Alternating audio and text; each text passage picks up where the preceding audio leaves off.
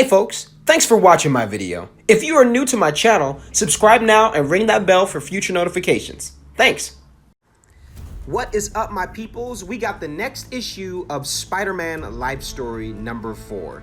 To give you the premises, in 1962, in the Amazing Fantasy number 15, 15-year-old Peter Parker was bitten by a radioactive spider and became the Amazing Spider-Man. 57 years have passed in the real world since that event. So what would have happened if the same amount of time passed for Peter as well?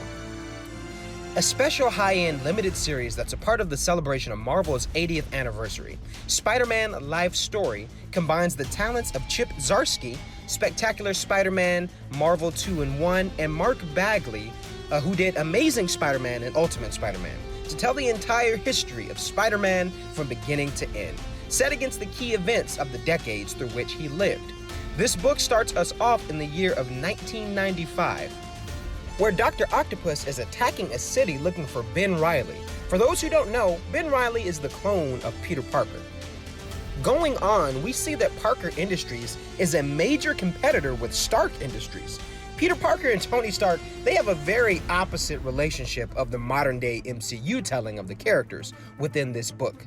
So let's just say they definitely aren't friends. Peter Parker is dating Jessica Jones and is separated from Mary Jane and his children. He also has a new suit. He gets a new suit like in every issue, just like in the movies. I'm like, man, in the trailers, like for Far From Home, he's got 5 different suits. Why does Spider-Man have so many different suits? But to be honest, I like the classic redesign on this new suit. It seems to complement his capabilities, seeing as he's getting older, which I love that they touch on, that component in this series, because I've always wondered, like, what happens when the heroes get older? Eventually they slow down. So it's intriguing to gradually see this happen for Peter Parker. Spider-Man then shows up to the commotion that Doc Ock is causing, catches cars and trucks, saves the people, and then gets sprayed in the face with some gas that makes him pass out. When Spider-Man wakes up, he finds himself restrained along with Ben Reilly.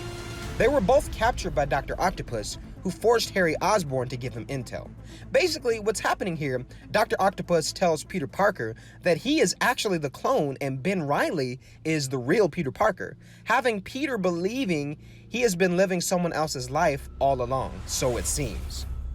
Ben Reilly breaks free and just beats the living piss out of poor old Doc Ock.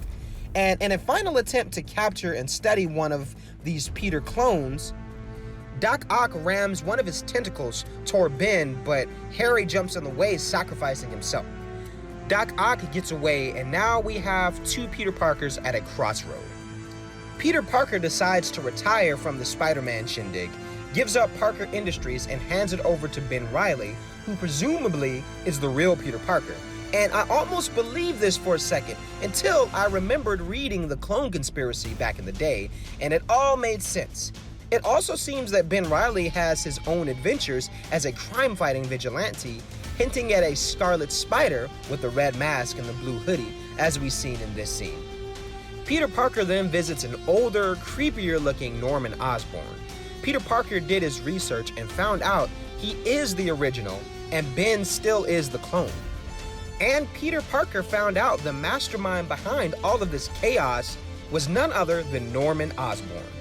Once Norman realizes it's all over and his son Harry is dead, he commands one of his goblin gliders to attack Peter, but he crushes it with his bare hands. I was like, damn, a perfect moment of giving the visual of Spidey's strength. Norman then has a heart attack and dies, concluding the Osborn legacy. Peter then gets on a plane and flies off to Mary Jane and his kids. It's a new start. He seems to be settling down and becoming the family man he always wanted to be.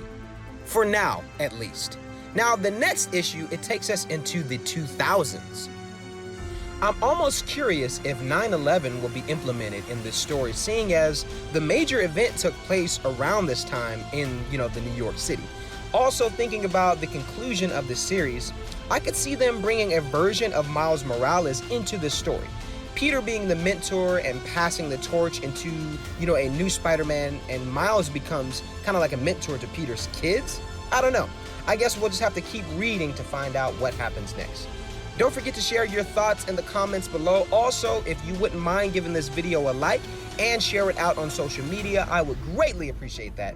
And if you are new to my Zentai Fit channel, please subscribe because I got videos coming out every week. Some comic book related and others might be skits or fan films.